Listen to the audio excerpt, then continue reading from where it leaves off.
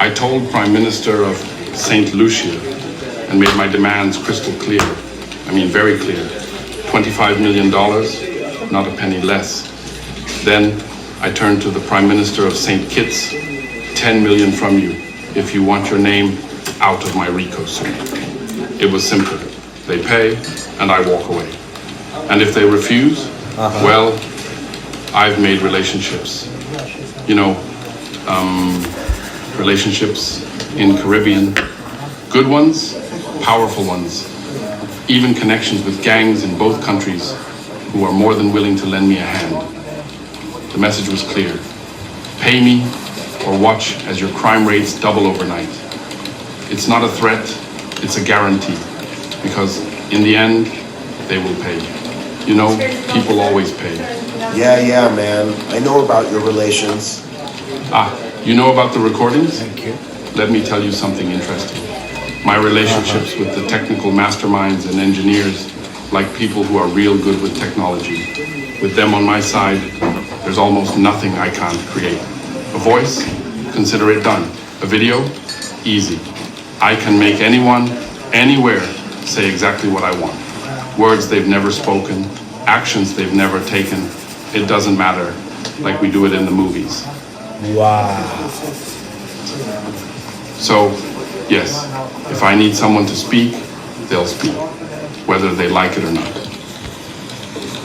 Philippe Martinez, once an obscure figure, now found himself at the center of a social media storm after an audio of him demanding millions from the governments of St. Kitts and Nevis and Saint Lucia went viral. In the audio, Martinez clearly demands vast sums of money, $25 million from Saint Lucia, $10 million from St. Kitts and Nevis, threatening them with a lawsuit. But the question everyone is asking, who is Philippe Martinez, and what drives him to extort nations in the Caribbean? Philippe Martinez, a Frenchman with a disturbing history of financial manipulation and deceit, has been convicted for financial fraud in France. He also served 6 months in jail for his fraudulent activities. Now he turned his focus to the governments of St. Kitts and Nevis and Saint Lucia, using a calculated web of manipulation to extort millions from innocent nations. Behind every great scheme, there are always accomplices.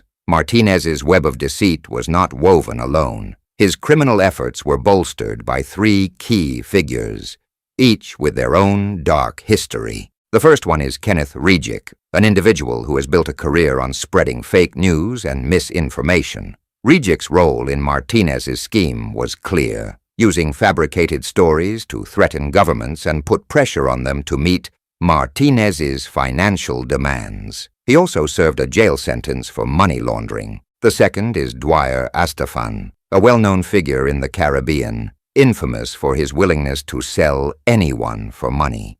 Astafan played a critical role in amplifying Martinez's fabricated narratives, making sure the pressure on governments was unrelenting and loud. And then there's Oakland Benta, an individual whose own criminal past, including a bankruptcy case and suspension from the Virgin Islands Police Department, made him an ideal accomplice in this scheme. Benta's role in this web of deceit was to further manipulate and intimidate those who might stand in Martinez's way. It all started in Nevis. Martinez, using his company, MSR Media, promised to boost the island's economy through film production. In return, the government paid him a hefty sum, $150,000 every month. But the promises were empty. The films produced by Martinez turned out to be commercial failures. The island had not seen the promised economic boom, and the government stopped the payments. With his money flow drying up in Nevis, Martinez turned to extortion, and with the use of a criminal network, demanded vast sums of money to withdraw a RICO suit against governments of St. Kitts and Nevis and Saint Lucia. He demanded $25 million from Saint Lucia, threatening a RICO lawsuit. From St. Kitts and Nevis, he demanded $10 million for the same, a bold move that put these nations under immense pressure. With a colonial mindset, Martinez saw an opportunity in the economically disadvantaged nations of the Caribbean. He targeted St. Kitts and Nevis and Saint Lucia, countries with smaller economies, populated by innocent, hard-working people who are not aware of his tactics. Using the same fraudulent tactics he had employed in the US and France, Martinez began his campaign of extortion. Notably, he is the person who always made public demands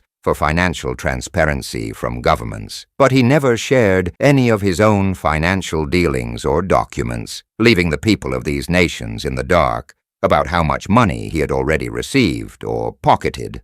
But it didn't stop there. Martinez's extortion scheme took a more insidious turn. He started offering bribes to key figures within the government. One such person was Leslie Kahn. Martinez lured him with lavish gifts, luxury dinners, and covered expenses, anything to secure his loyalty and cooperation. In return, he demanded shares in the Ocean Terrace Inn, worth a staggering $500 million. In exchange for these shares, Martinez received 200 million CBI, citizenship by investment, applications. And when failed, Martinez used blackmailing tactics to extort money from the government of St. Kitts and Nevis. Undeterred, Martinez turned back to his old tactics, demanding money from the governments of St. Kitts and Nevis and Saint Lucia through extortion, with his criminal network at his side.